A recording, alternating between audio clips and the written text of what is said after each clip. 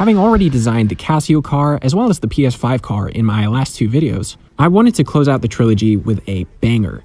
And what better way to cross the horizon than by making a car inspired by... You know, there's something about the days of Nokia in its prime that has this veneer of nostalgia. A pocket of time around the turn of the century where it didn't feel like a technology race, it felt like a technology jungle, with an utterly diverse cast of keypads and interfaces that had strikingly little resemblance to one another, but still have this familiar association with each other. Now, the underlying question I'm faced with is, how exactly do I find the cross-section between cars and cell phones?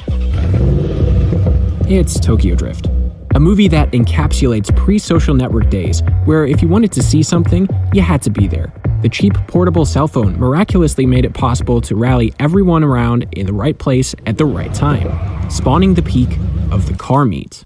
So what style of car best suits the Nokia adaptation? It's tempting to go with something like the Lancer or the Skyline, as these are a staple of the high-end, tuned-out, torqued-up muscle we see on film.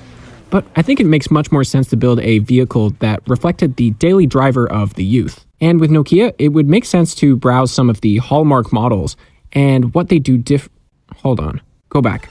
No, the flip phone. That's it.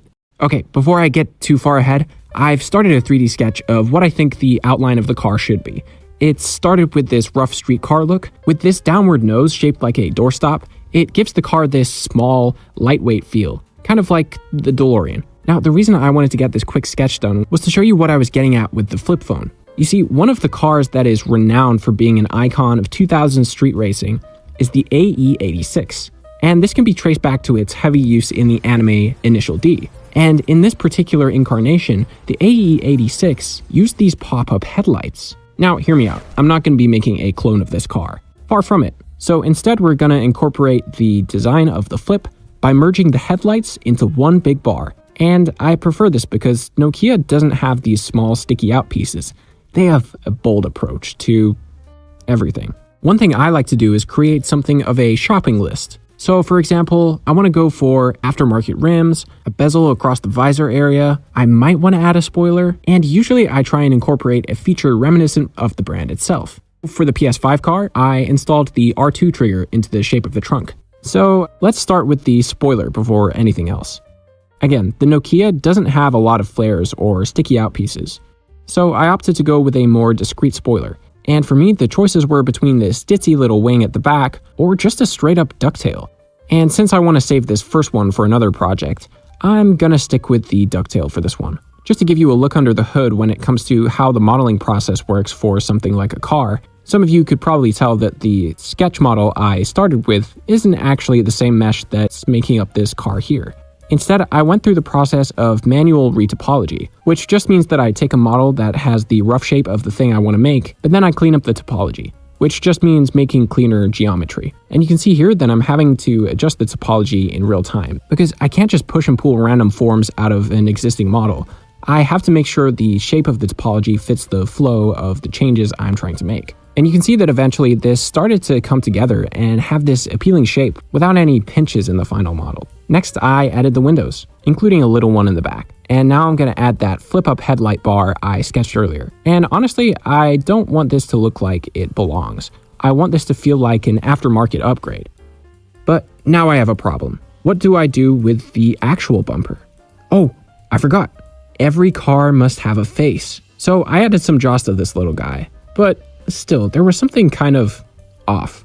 Nokia usually has this dual color palette, either black with an accent color or an accent color on chrome. Now for this car, I'll have to pick areas to separate as their own color. So I'm going to mark out the bumper and the ducktail at the back, and these can balance out the distribution of dark features throughout the car. And for those of you who've been waiting patiently, I'm going to add the swollen visor at the top here, which finally leads us to the wheels, which I custom made for this very car. And with the last step complete, it's ready to send off to the 3D printer. So while that's taking shape, I finally came up with a name for this car. I wanted to combine the Nokia and Tokyo Drift.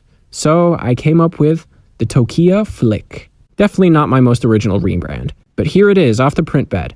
I'm recording this after the fact, and I wanted to point out that I made one color variation. You can see that on this pink version, the doors have been isolated and painted black, which I think makes this model pop out of the page significantly more than before. One note that I'll also make about the final finish is that if I were to change anything again, it'd be the design of the hubcaps. With the current layer height I used, as well as the fact I didn't use my thinnest nozzle for this print job, I got this layer stepping artifact that could have been avoided had I gone with a design that didn't spiral. But regardless, I'm happy with how this turned out. I just have one question. What should I make next?